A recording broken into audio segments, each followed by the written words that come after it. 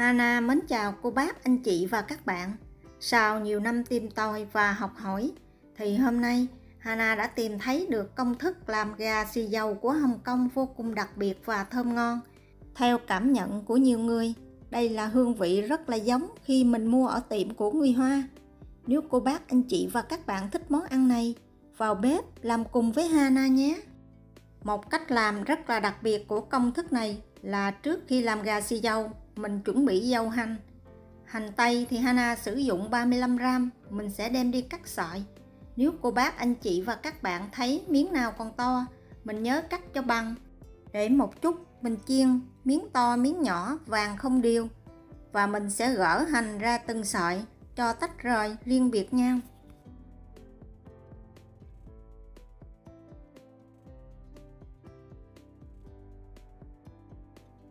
Hành lá thì Hana sử dụng 50g, mình sẽ cắt đầu hành để riêng và cắt khúc phần hành còn lại.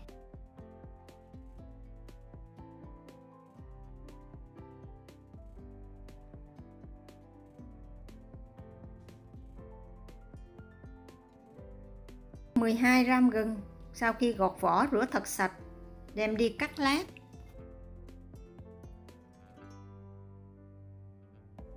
Tỏi thì mình sẽ dùng khoảng 3 tép 15g, đem đi đập dập. Sau khi chuẩn bị xong các nguyên liệu, mình mới bắt đầu đi làm dầu hành. Lấy một cái son nhỏ, cho vào 145g dầu ăn và đun cho nóng. Khi dầu nóng, cho lần lượt gừng, tỏi, đầu hành lá và hành tây vào, chiên cho tới khi tỏi có màu hơi vàng. Thỉnh thoảng cô bác, anh chị và các bạn nhớ dùng đũa đảo đều lên, kẻo bị khét.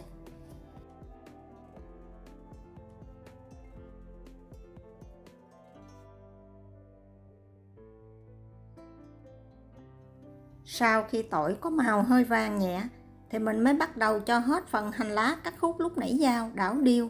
Tiếp tục mình chiên cho tới khi tất cả các nguyên liệu trong nồi đều chuyển qua màu vàng nâu.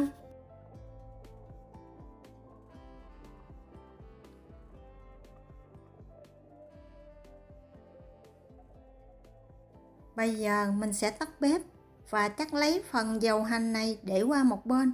Một chút mình cho vào sau. Dầu hành này là một nguyên liệu đặc biệt và không thể thiếu để làm cho món gà xì dầu Hồng Kông vô cùng thơm ngon.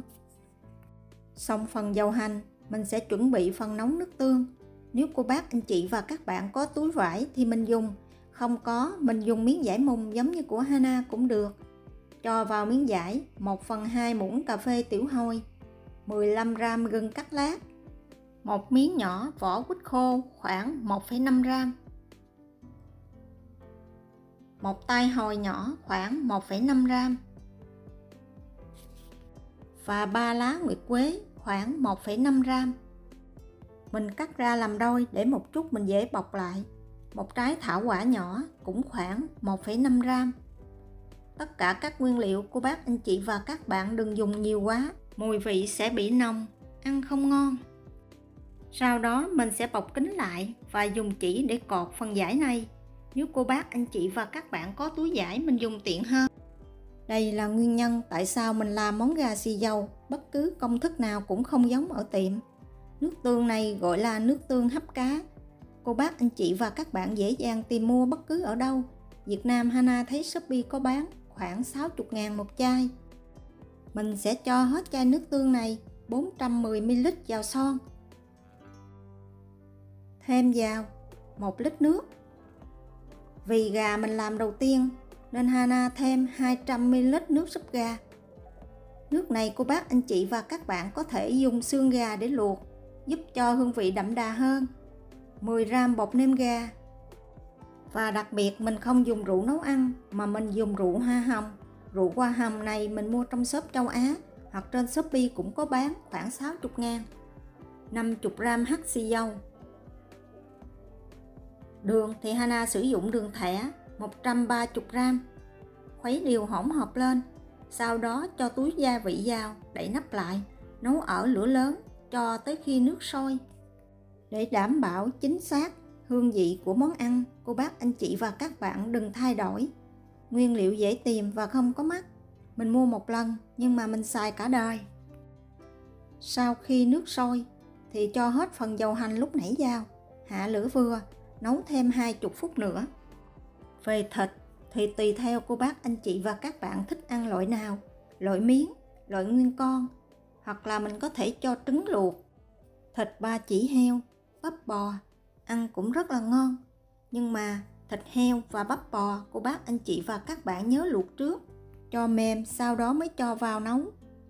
Sau 20 phút mình sẽ vớt bỏ phần gói gia vị này ra. Hôm nay Hana chỉ sử dụng khoảng 3 cái đuôi gà và 3 cái cánh gà. Vì Hana sử dụng gà công nghiệp nên rất là mau chín. Tính từ lúc mình thả gà vào nước tương là mình nấu đúng 15 phút. Nếu cô bác anh chị và các bạn sử dụng gà ta thì sau 15 phút mình lấy cây xăm thử. Nếu mà cây xiên qua thịt gà là gà đã chín. Lúc này mình sẽ tắt bếp và đậy nắp lại để yên khoảng thêm 45 phút nữa cho thịt ngấm nước tương hoàn toàn. Nếu cô bác anh chị và các bạn thích ăn trứng ngâm thì lúc này mình mới cho trứng luộc vào. Trứng mình luộc sẵn, sau đó cho vào ngâm chung.